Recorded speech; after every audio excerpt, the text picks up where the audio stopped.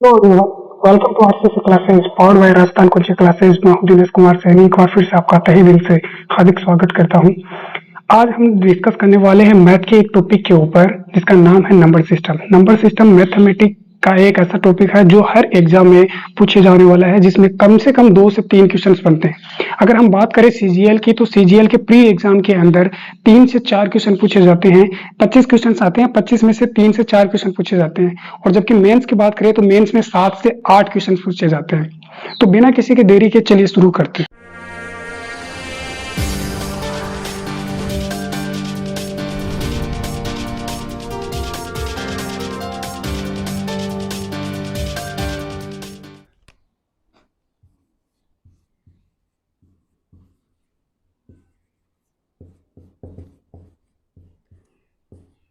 Number system, देखो number system एक बहुत बड़ा टॉपिक है अपने आप में।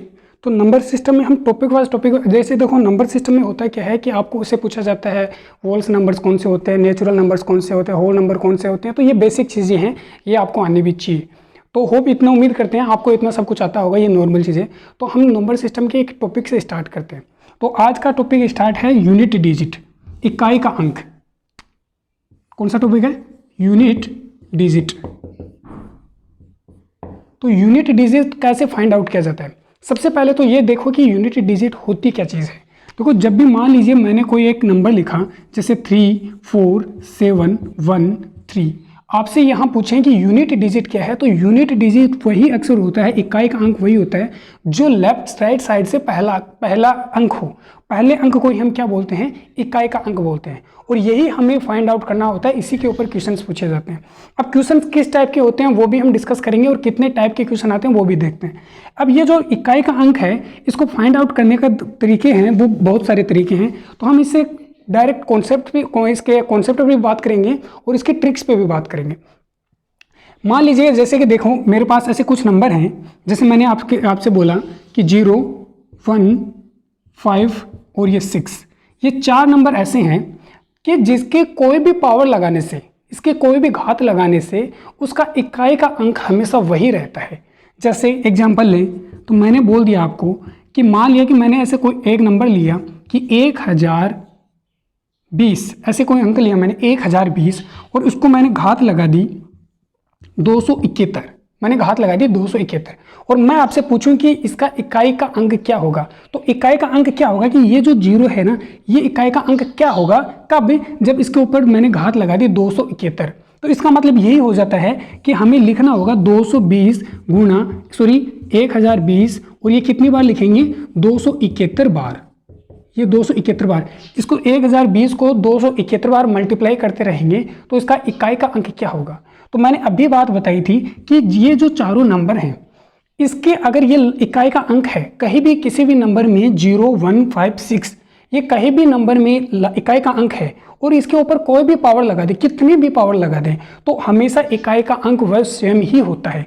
तो यहाँ 0 लिखा हुआ है और 0 मैंने एक आपको यहाँ लिखाया भी है। तो अगर इस 0 की पावर कितनी भी हो, जैसे मैंने यहाँ लिखा है 271, तो 0 की पावर 271 है, तो इसका इकाई का अंक कितना आएगा? 0 ही आएगा। जैसे एक नंबर और ले लेते हैं, मैंने बोल दिया आपसे कि मेरे पास लिखा हुआ है 755, और मैंने इसके ऊपर घात लगा दी 970 मैंने इस पर घात लगा दी। अब इसका मतलब ये हो गया कि 5755 को 970 बार एक दूसरे से मल्टीप्लाई करना है। तो अगर आप ऐसे करेंगे तो आपको काफ़ी टाइम लग जाएगा। मैंने क्या बताया? अब आपसे यहाँ पूछे कि इसका इकाई अंक क्या होगा, तो मैंने अभी बताया कि इकाई का अंक वही होगा जो स्वयं है। जैसे 0 1 5 6, इनमें से कोई भी एक नंबर अगर इकाई का अंक है और उस पर कोई भी पावर लगा दे तो उसका इकाई अंक स्वयं हो जाता है। तो इसका इकाई का अंक स्वयं कितना हो जाएगा? 5 हो जाएगा। जैसे मैंने एक एग्जांपल लूं कि मान लिया कि मैंने लिखा कि 7 3 6, इसकी पावर लगा दूं मैं 2 1 4 3 2। तो ये बहुत बड़ी नंबर है एक, इसको अगर सोल्व करने, मैनुअली सोल्व करने बैठ जाए तो बहुत ज़्यादा टाइम लग जाता है। और फिर मैं उससे आपसे पूछूं कि इसका इकाई का अंक क्या होगा। आप क्या करेंगे? 736 को 21,432 बार गुणा करेंगे और फिर आपसे मैं पूछूं कि इसका इकाई का अंक क्या होगा, तो आपको क्या कर देना है, गुना नहीं कर देना है, स्मार्ट काम कर देना है, आपको बता देना है कि इसका इकाई का अंक 6 ही होगा। अब सर ये ऐसा होता क्यों है, इसका रीज़न भी देख लेते हैं। ये इसलिए होता है कि जैसे मान लीजिए कि मैंने एक नंबर लिया, इन्हीं में से एक नंबर लिया, मैंने कितना लिया, 5 लिया। अब मैं 5 की पावर 1 लगा दूंगा तो कितना आंसर आएगा आपका, 5 आएगा। मैं बोल दूं कि 5 की पावर 2 है मेरे पास, तो 5 को 5 से मल्टीप्लाई करेंगे तो कितना आ जाएगा, 25 आ जाएगा। अगर मैं 5 की पावर 3 लगा दूं तो मेरे पास कितना आ जाएगा, 125 आ जाएगा। यानी कि मेरे पास यहाँ इकाई का अंक कितना आ रहा है, 5 5 5। यानी कि अगर मैं देखो ये दोनों पावर कितनी है, विषम संख्याएं हैं, यहाँ 1 लगा हुआ है, यहाँ 3 लगा हुआ है, तो विषम संख्या पावर होगी तो भी आंसर 5 आएगा, यहाँ सम संख्या होगी घात में तो भी आंसर क्या आएगा, 5 आएगा। इसलिए हम ये बोल सकते हैं कि 5 की कितनी भी घात लगाओ, 6 की कितनी भी घात लगाओ, 1 की कितनी भी घात लगाओ, 0 की कितनी भी घात लगाओ, उसका इकाई का अंक वह स्वयं ही होता है। उम्मीद करता हूं इतनी सी बात समझ में आएगी।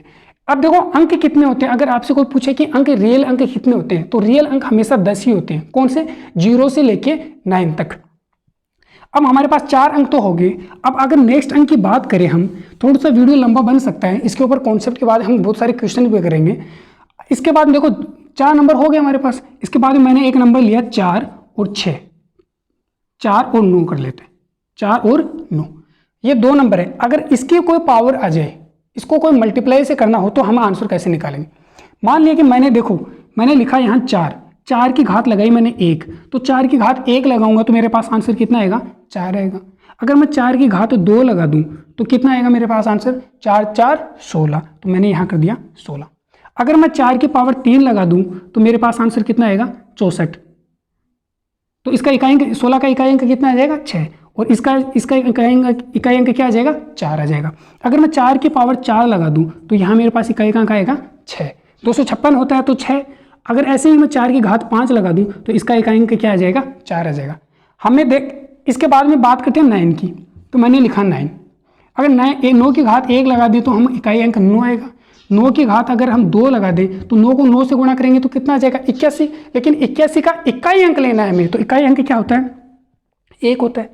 फिर 9 की पावर लगा देते हैं हम 3, तो इसका इकाई अंक हो जाएगा 9। 9 की पावर लगा देते हैं 4, तो इसका इकाई अंक हो जाएगा 1।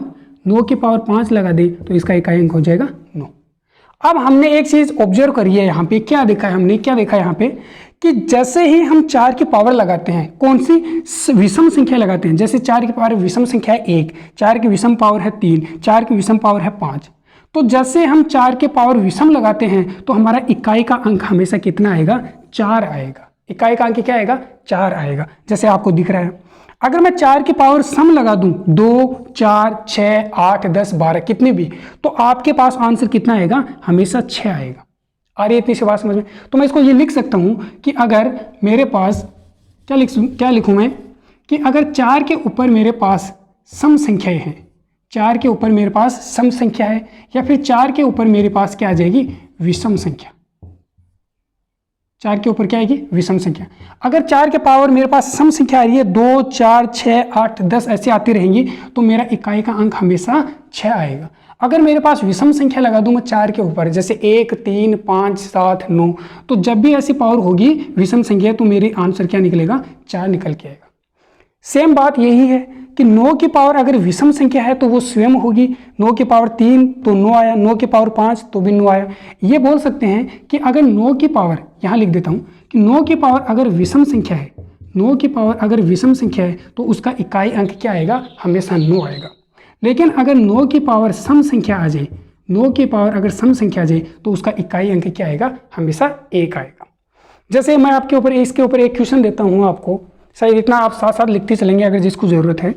अगर मैं आपसे एक क्वेश्चन पूछें यहाँ और आपसे पूछें क्या कि बताइए कि 2 4 9 की पावर 271, इसको गुणा कर दो, 2 3 और 4, इसको गुणा कर, इसकी पावर लगाते हैं हम 244।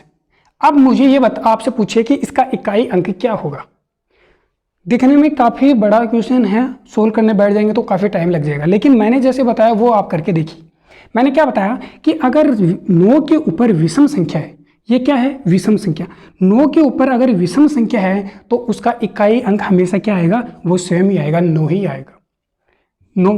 फिर मैंने 274 यानी कि लास्ट का इकाई अंक क्या है? 4। अगर 4 के ऊपर पावर कितनी है? सम संख्या है। अगर 4 के ऊपर सम संख्या आ जाती है तो उसका इकाई अंक क्या बन जाता है? 6 बन जाता है। अब आपसे पूछेगा कि इसका इकाई अंक बताओ, तो अब हमें क्या करना है? इन दोनों को मल्टीप्लाई कर देना है। तो 9 को 6 से गुना कर देंगे, 9 6 54, तो 54 को लिए लिखेंगे 54। लेकिन हमें पूछा क्या उसने? इकाई का अंक। तो इकाई का अंक क्या बनेगा? हमारे पास आंसर बनेगा 4। मैंने बात कर ली 4 नंबर पे, बात कर ली हमने 6 नंबर पे, बात कर ली कौन सा? 4 और 9। अब हमारे पास नंबर कितने बच गए? 4 नंबर और बच गए। 4 नंबर कौन से बच गए? हमारे पास बचा 2 4 8 7 और 8, ये 4 नंबर और बच गए। 10 डिजिट हैं, मैंने बताया कि 10 अंक होते हैं। 10 में से हमने 6 पे बात कर ली। 0 1 5 6 तो एक ऐसे अंक है कि जिनके ऊपर सम पावर लगाओ चाहे विषम पावर लगाओ, उसका आंसर हमेशा इकाई अंक वो स्वयं ही होगा। फिर बात करिए हमने 4 और 9, अगर 4 के ऊपर विषम संख्याएं हैं तो आपका इकाई अंक 4 आएगा, अगर सम है तो 6 आएगा। अगर 9 की बात करें, 9 के ऊपर पावर विषम है तो 9 आएगा, और 9 के पावर सम संख्या है तो 1 आंसर आएगा। इसके बाद में बात करते हैं 2 4 7 8, इनके ऊपर अलग अलग बात करते हैं। देखिए सबसे पहले ले लेते हैं हम 2 नंबर को ले लेते हैं, कंसीडर करते हैं। तो 2 के ऊपर जैसे मैंने पावर लगा दी 2 1, तो आंसर आया मेरा इकाई का अंक आया 2। 2 के पावर लगाऊं मैं 2 तो आएगा मेरा आंसर 4। 2 पे पावर लगाई मैंने 3 तो आंसर क्या आ जाएगा? 8। 2 2 4 8, सही है।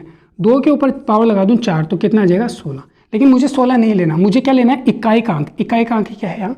6। तो आपने एक चीज़ देखी होगी कि यहाँ पे हर संख्या क्या आ रही है? इकाई का अंक अलग अलग आ रही है। अब मैं क्या करता हूँ? 2 के पावर लगा देता हूँ 5, 2 के पावर लगा देता हूँ 5, तो यहाँ कितना आंसर आ जाएगा? 32। तो 32 का इकाई अंक क्या आ जाएगा? 2। फिर 2 की पावर लगा देता हूँ मैं 6, तो 2 की पावर 6 लगा देता हूँ, 32 दूनी 64, 64 का कितना आ जाएगा? 4।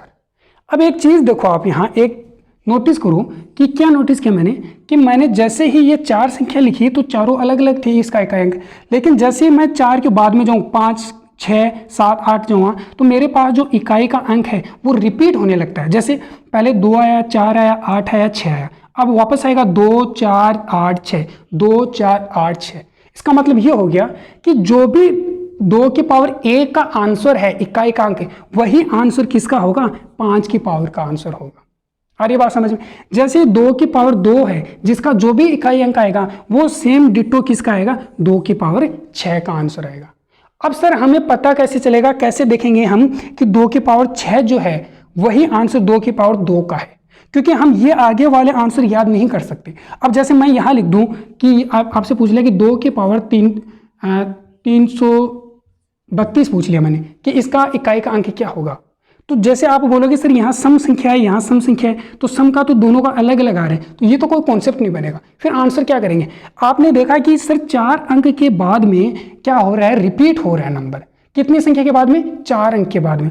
जैसे ए के अंदर अब मैं 4 जोड़ दूं, ए के अंदर मैं कितना जोड़ दूं? 4, तो ये कितने बन जाएंगे? 5। तो मैं 5 के ऊपर जाऊंगा और 5 के ऊपर भी मेरा इकाई का अंक क्या आ रहा है? सेम आ रहा है।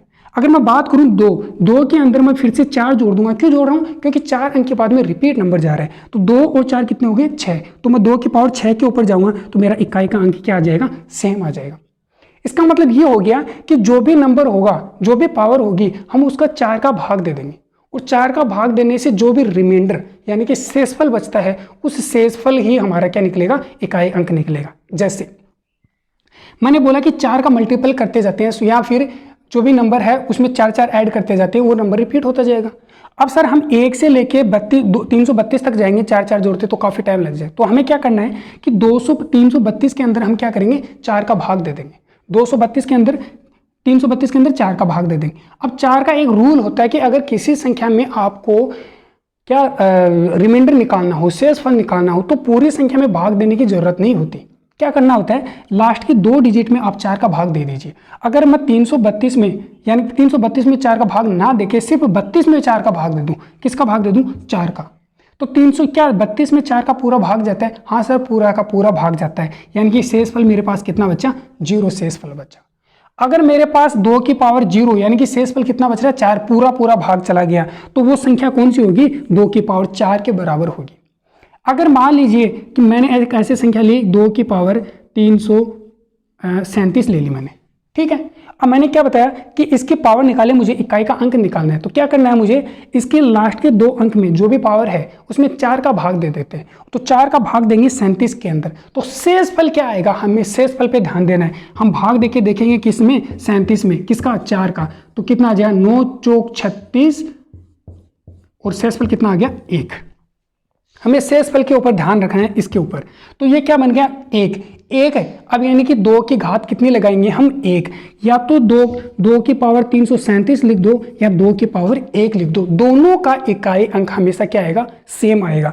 तो या तो 337 नंबर तो हम निकाल नहीं पाएंगे, तो हम क्या करेंगे, 4 का भाग देके रिमाइंडर निकालेंगे। तो इसका इकाई अंक, इसका इकाई अंक सेम आएगा, और 2 की पावर 1 का इकाई अंक क्या होता है, 2 होता है। अगर आप इसको सोल्व करके देखेंगे तो उसका इकाई अंक भी क्या आएगा, हमेशा 2 ही निकल के आएगा। जैसे आपसे एक क्वेश्चन और ले लेते हैं,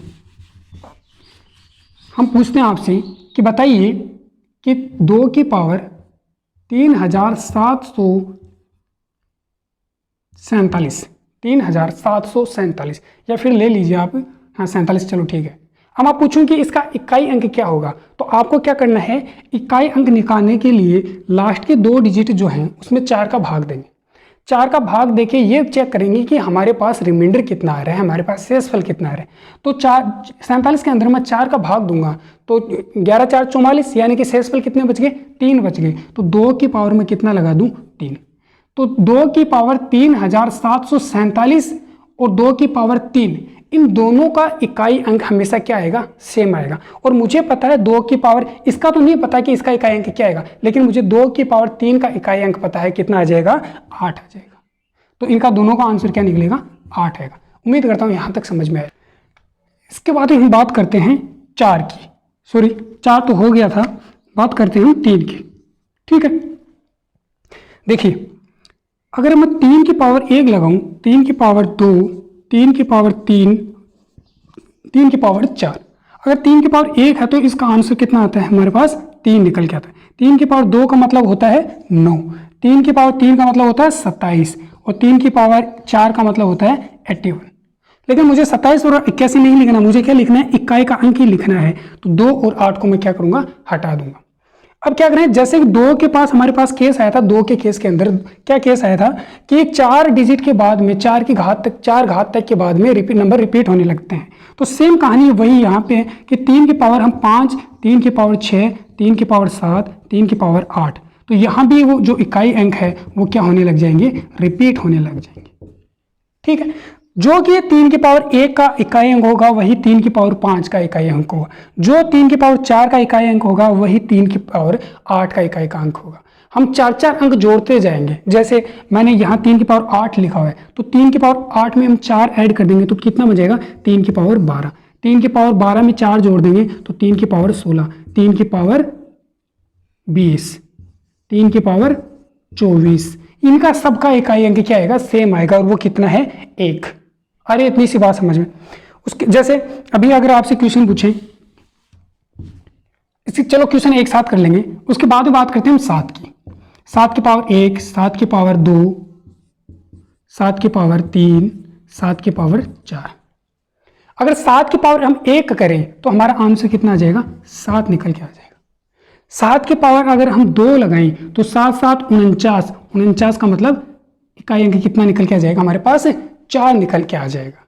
उसके बाद में 7 की पावर 3, 7 की पावर 3 का इकाई अंक कितना निकल के आ जाएगा, हमारे पास ध्यान रखना हमेशा 3 ही निकल के आ जाएगा। और 7 की पावर 4 का मतलब कितना हो जाएगा, 1। 7 की पावर 4 का भी मतलब कितना हो जाता है, 1 हो जाता है। या उम्मीद करता हूं यहां तक आपको समझ में आ रहा है।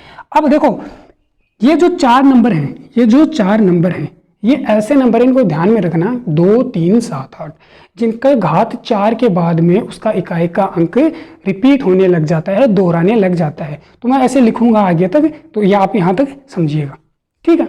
उसके बाद में बात करेंगे हम 8 की, तो 8 का भी इकाई अंक क्या निकल के आ जाएगा, वही 8 का अंक 1 से लेके 4 की घात तक तो सेम आएगा, लेकिन 4 की घात के बाद में क्या होने लगता है, रिपीट होने लगता है। तो अभी देखिए इतना सा कॉन्सेप्ट था, एक बार सब पे डिस्कस कर लेते हैं। मैंने बताया आपको 4 नंबर बताए थे। कौन से बताए थे? 0, 1, 5, 6। ये ऐसे नंबर हैं जिनके ऊपर आप कितनी भी घात लगा दीजिए, सम घात लगा दीजिए, विषम घात लगा दीजिए, उसका इकाई का अंक वो स्वयं ही होते हैं।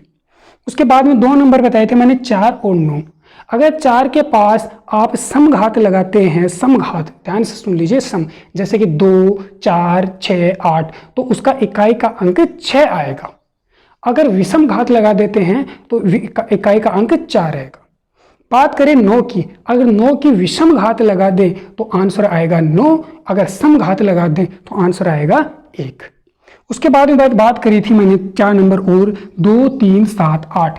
अगर इनका इकाई का अंक निकालना है हमें, तो हमें क्या करना है कि जो भी हमारे पास घात मिलती है, जो भी घात, कितनी भी बड़ी घात लगा दें, जो भी घात लगाते हैं हम उसमें 4 का भाग देंगे। 4 का भाग क्यों देंगे ये मैंने अच्छे से बता दिया। क्यों? क्योंकि 4 घात के बाद में जो हमारा इकाई का अंक है वो रिपीट होने लग जाता है। इसीलिए जितनी भी पावर होंगी किसके ऊपर, 2, 3, 7, 8 के ऊपर जितनी भी पावर होगी उसमें 4 का भाग देके हम शेष फल निकालेंगे। और शेष फल हमेशा कितने निकल के आएंगे? शेष फल जिस चीज का हम भाग देते हैं उससे हमेशा 1 अंक कम प्राप्त होता है शेष फल के अंदर। जैसे मान लो कि मैंने किसी संख्या के अंदर 7 का भाग दिया, तो उसका जो शेष फल है वो कितने निकल के आ सकते हैं? 0 से लेके 6 तक। सही बात है। इस 0 का मतलब वही संख्या मानेंगे, 7 ही मानेंगे। अभी आपको समझ में आ जाएगा। अगर मैं किसी के अंदर 13 का भाग दूंगा, 13 का भाग दूं किसी भी संख्या में, तो उसका जो रिमाइंडर है, शेष फल है, वो कहाँ 0 से लेके 12 तक निकल के आएगा। 12 से बड़ा मतलब जिस चीज का भाग देंगे हम उससे रिमाइंडर जो है शेष फल वो कभी भी बड़ा नहीं आएगा, 1 अंक उससे छोटा ही निकल के आता है। तो ये तो थी अपनी कॉन्सेप्ट की बात। अब हम बात करते हैं क्वेश्चंस में। तो चलिए देखिए क्वेश्चंस एग्जाम में हमारे किस तरह से क्वेश्चन पूछे जाते हैं। देखिए एक क्वेश्चन लेता हूं मैं आपके पास और मैंने लिखा ऐसे कि 337 गुना 419 गुना 217, 17 नहीं 11 लिख दो, और 202। और मैं आपसे पूछूं कि इसका इकाई का अंक बताइए मुझे। अगर देखिए जब भी कोई नंबर हो हमारे पास तो इकाई का अंक लेना है, तो वो जो दिए गए नंबर है उसके अंदर भी हम इकाई का अंक को पकड़ेंगे। तो यहाँ इन चारों डिजिट के अंदर, चारों नंबर्स के अंदर इकाई का अंक कौन सा होगा? एक 7 है, एक 9 है, एक 1 है और एक 2 है। तो इकाई का अंक पकड़ो आप। तो इकाई का अंक पकड़ा हमने 7, यहां लिखा गुना 9, यहां गुना लिखा 1, यहां गुना लिखा मैंने 2। अब जब मैं इन सबको गुणा कर दूंगा तो फिर से मुझे इकाई का अंक निकालना है। तो क्या करना है मुझे? 7 को 9 से मल्टीप्लाई कर दो। 7 में 63, 63 का मतलब इकाई का अंक कितना होता है? 63 होता है। लेकिन 63 नहीं लिखना मुझे, कितना लिखना है? 3 ही लिखना है। इस 3 को मैं गुणा करूंगा 1 से, तो 3 एकम 3, और 3 को गुणा करूंगा फिर कितने? 2 से, 3 दूनी 6। तो इसका आंसर कितना निकल के आ जाएगा? मेरा इकाई का अंक 6 निकल के आ जाएगा। आया यहां तक समझ में? मैंने यहां देखो गुणा इसलिए किया है क्योंकि यहां भी सिंबल गुणा का लगा हो। अगर यहां प्लस का लगा होता तो आप प्लस करते, गुणा लगा हुआ इसलिए गुणा कर रहे हैं। जैसे एक एग्जांपल ले लेते हैं 2 नंबर कि मैंने लिखा 4221 प्लस 7342 प्लस 9417 प्लस 207, ऐसे कुछ लिख दिया मैंने, ऐसे रैंडम नंबर लिख दिया। अब मैंने पूछा कि इसका इकाई अंक क्या होगा, तो आप कभी जोड़ने मत बैठ जाना प्लीज। अब करेंगे क्या सर? इसका वापस से इकाई अंक ले लेंगे। और इसका इकाई अंक क्या है सर? यहाँ 1 है, 1 और 2 कितने हो गए? 3, 3 और 7 कितने हो गए? 10। जैसे ही 2 डिजिट हो जाती हैं उसका इकाई अंक वापस इकाई अंक पकड़ेंगे। तो 1 और 2 कितने हो गए? 3, 3 और 7 कितने हो गए? 10। 10 का इकाई अंक कितना होता है? 0, और 0 के अंदर 7 जोड़ देंगे तो हमारा आंसर कितना निकल के आ जाएगा? 7। ठीक है, यहां तक बात समझ में, यहां तक क्लियर है सारे क्वेश्चन। इसके बाद में एक क्वेश्चन और लेते हैं। एक क्वेश्चन है जो 2000 CGL 2019 के प्री एग्जाम में पूछा गया था।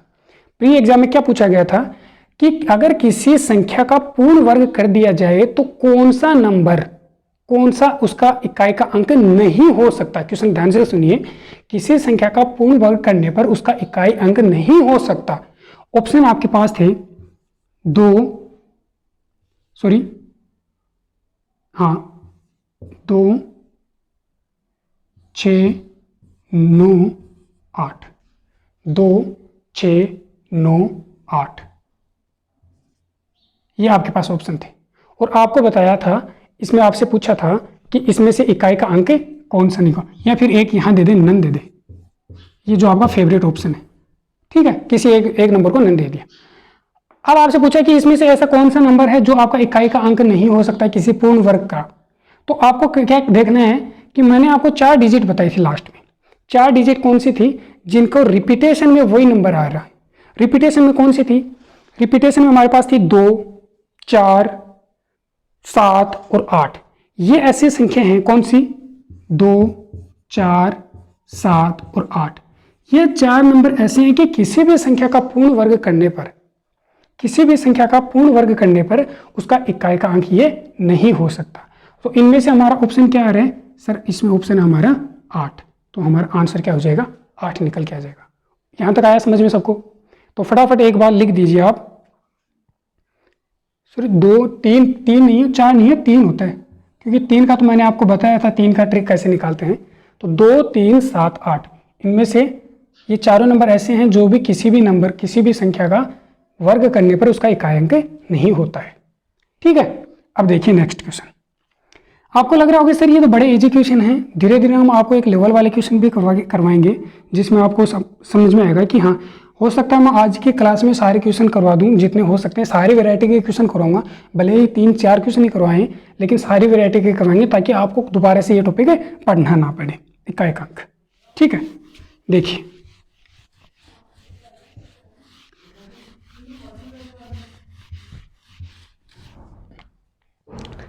अगर आपसे एक क्वेश्चन दिया, मैंने 3 नंबर क्वेश्चन दिया, मैंने लिखा 1 + 2 + 3 + 4 + 5 और ऐसे डॉट डॉट करके मैंने लिख दिया 54। मैंने लिख दिया 54। यहाँ 1 से लेके 54 नंबर तक है। अगर इन सबको ऐड कर दिया जाए, अगर इन सबको ऐड कर दिया जाए तो हमारे पास बताइए इसका इकाई अंक क्या होगा। अगर 0 से लेके 54 तक सारी संख्या को ऐड कर दिया जाए तो उसका इकाई अंक क्या होगा। तो अब आप क्या करेंगे सर? इन सबको जोड़ देंगे सर। अरे इन सबको जोड़ देंगे और फिर उसका इकाई का अंक निकालेंगे, लेकिन हमें ऐसा नहीं करना। आपने एक ये सीरीज देख रहे होंगे, ये सीरीज अब आपने पढ़ी भी बहुत होगी।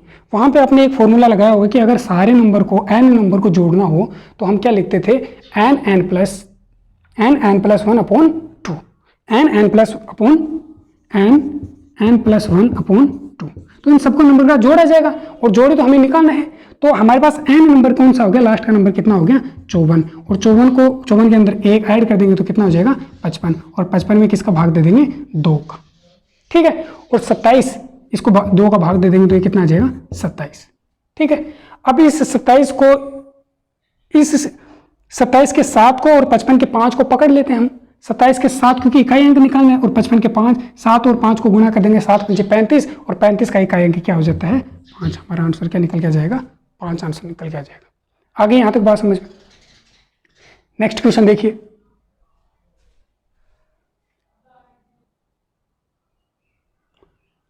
नेक्स्ट क्वेश्चन अगर मैं लिखूं क्वेश्चन नंबर 4, और आपसे लिखा है मैंने यहाँ कि 1 × 2 × 3 × 4 × 5 × 6, और कहाँ तक लिख दें? यहाँ तक लिख दें 215 तक। 215 तक। अगर 1 से लेके 215 तक सारी संख्याओं को गुणा कर दिया जाए तो वहाँ आपका इकाई का अंक क्या होगा?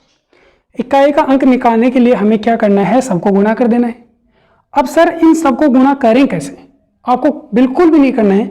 जितना टाइम मेरे को ये क्वेश्चन लिखने में टाइम लगा है, आपको उससे कम टाइम में आपको क्या कर देना? आंसर निकाल देना। कैसे?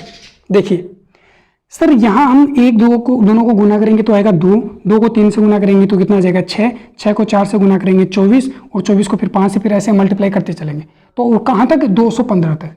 लेकिन मुझे इकाई का अंक ही निकालना है। तो ध्यान में रखना हमेशा, जब भी अगर किसी संख्या को आपको गुणा कर देना है और उस संख्या का इकाई का अंक 5 है, उस इकाई का अंक कहाँ? 5 दिखा हुआ है, कहीं भी 5 लिखा हुआ है, और उस 5 को गुणा करना पड़ जाए किसी सम संख्या से, सम संख्या जैसे मैंने बोल दिया कि 5 को गुणा कर दिया मैंने सम संख्या 2 से, 5 को मैंने गुणा कर दिया सम संख्या 4 से, 5 को गुणा कर दिया मैंने सम संख्या 6 से। किसी भी 5 को अगर आपको किसी सम संख्या से गुणा कर देना पड़ता है तो उसका इकाई का अंक हमेशा कितना आएगा? 0 आएगा। कैसे सर?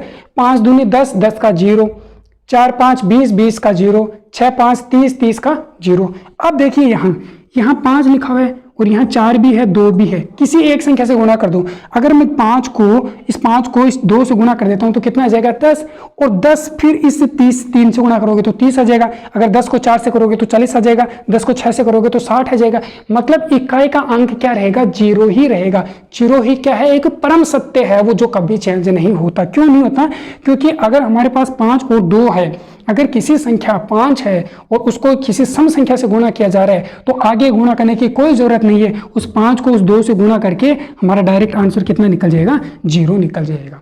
तो आप इस चीज को यूं लिख सकते हैं, कैसे कि अगर हम कभी भी 5 को हम ओड संख्या यानी कि विषम संख्या से गुणा करते हैं तो हमारे पास आंसर, हमारा इकाई का अंक क्या निकल के आएगा? 5 ही निकल के आएगा। अगर मैं उस 5 को किसी इवन यानी कि सम संख्या से गुणा करता हूं तो मेरे पास आंसर क्या निकल के आएगा? इकाई का अंक क्या निकल के आएगा? 0 निकल के आएगा। इतनी सी बात समझ में आ गई। जैसे अगर आपको एक क्वेश्चन और दे दें हम और आपसे पूछें, क्या पूछें कि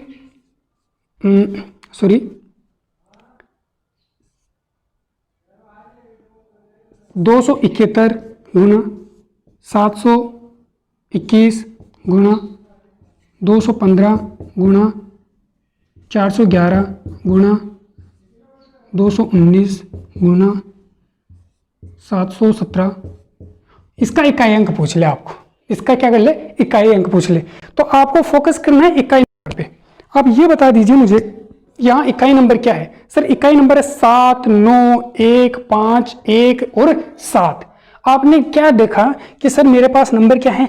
1 है, 5 है, 1 है, 9 है और 7 है। क्या जितने भी नंबर हैं ये, क्या इनमें कोई सम संख्या है? क्या नहीं है। तो ये सारी क्या है? विषम संख्या है। और विषम संख्या में एक हमारे पास कौन सी संख्या है? 5 है। अगर 5 को हम किसी विषम संख्या से गुणा करेंगे तो हमारा आंसर हमेशा क्या निकल के आएगा? 5 ही हमारा आंसर निकल के आएगा। देखिए कैसे, 5 को अगर मैं 1 से गुणा किया तो मैंने क्या निकल के आएगा? 5। फिर 5 को मैंने 1 से गुणा किया तो 5, फिर 5 को 1 से किया तो 5, फिर 5 को 9 से किया तो 45, 45 का फिर से 5, और 5 को फिर 7 से गुणा तो 35, 35 का फिर से 5। तो हमारा आंसर क्या निकल के आ जाएगा? 5 हमारा आंसर निकल के आ जाएगा। उम्मीद करता हूँ यहाँ तक आपको समझ में आ गया होगा। 2 क्वेश्चन है, एक क्वेश्चन और है। आपको खुद को बताना है कि इसका इकाई का अंक कितना निकल के आएगा। ठीक है, लिखिए। अगर मैं लिखूं कि 2 की पावर 51, 2 की पावर 50, 2 की पावर 50 का इकाई अंक क्या होगा? जरा जल्दी से बताइए मुझे, सारे कमेंट करेंगे। 2 की पावर 51 का या फिर 50 का इकाई अंक कितना होगा? एक क्वेश्चन है 3 की पावर है 29, 28, 3 की पावर 29, 28, इसका इकाई अंक क्या निकल के आएगा? दोनों आंसर होता है दोनों क्वेश्चन के। शायद भूल गए होंगे आप, इस सर मैंने क्या बताया था कि 4 नंबर मैंने ऐसे बताए थे। कौन से? 2, 3, 7 और 8। वहां क्या बताया था कि जितनी भी पावर होती है उसमें 4 का भाग दे देते हैं। तो 50 में 4 का भाग देंगे तो शेषफल कितने बचेंगे? 2 बचेंगे। तो 2 की पावर 2, इसका मतलब आंसर कितना आ जाएगा? 4। 28 का मतलब क्या होता है? 4 का भाग जाता है क्या 28 में? सर 4 4 7 28, पूरा भाग जाता है, यानी कि 3 की पावर कितना लिख देंगे हम? 4 लिख देंगे। जहां पूरा भाग जाता है तो वहां शेषफल कुछ बचा ही नहीं और कुछ बचा नहीं, इसीलिए वहां पूरी पावर लगा देते हैं। कितनी? 4। और 3 की पावर 4 का मतलब इकाई अंक कितना होता है? 81 का 1। तो यहां तक आपको समझ में आया? ठीक है, लिखिए नेक्स्ट क्वेश्चन।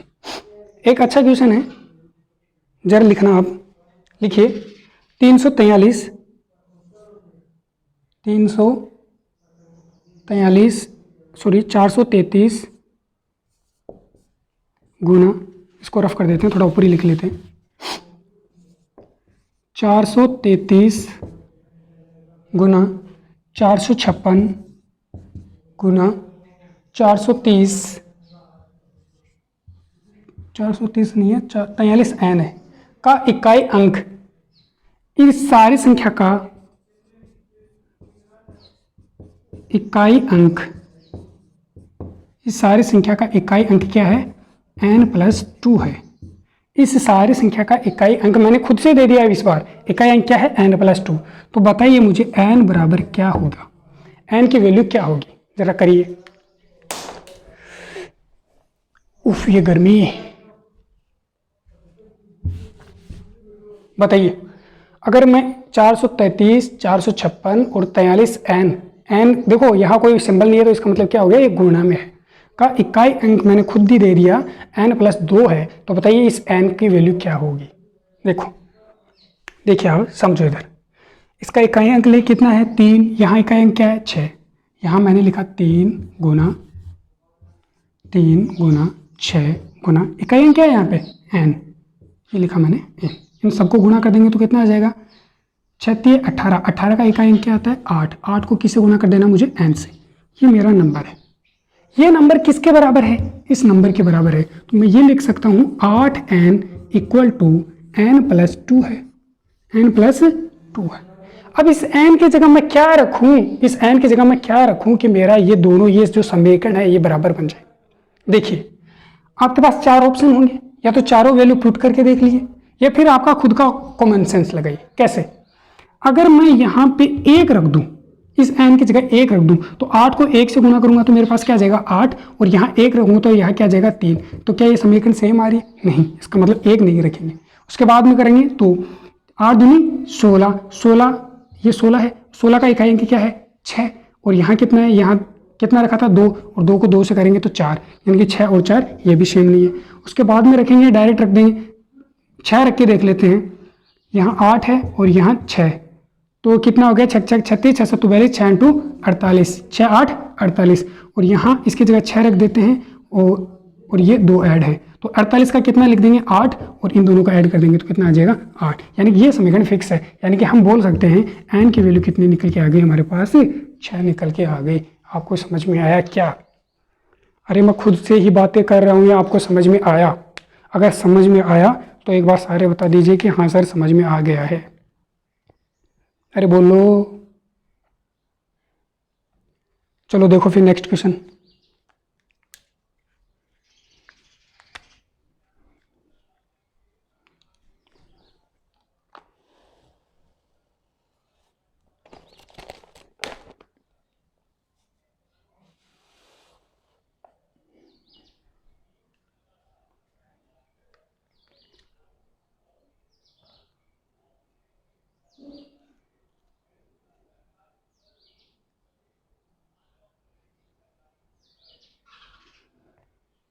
देखो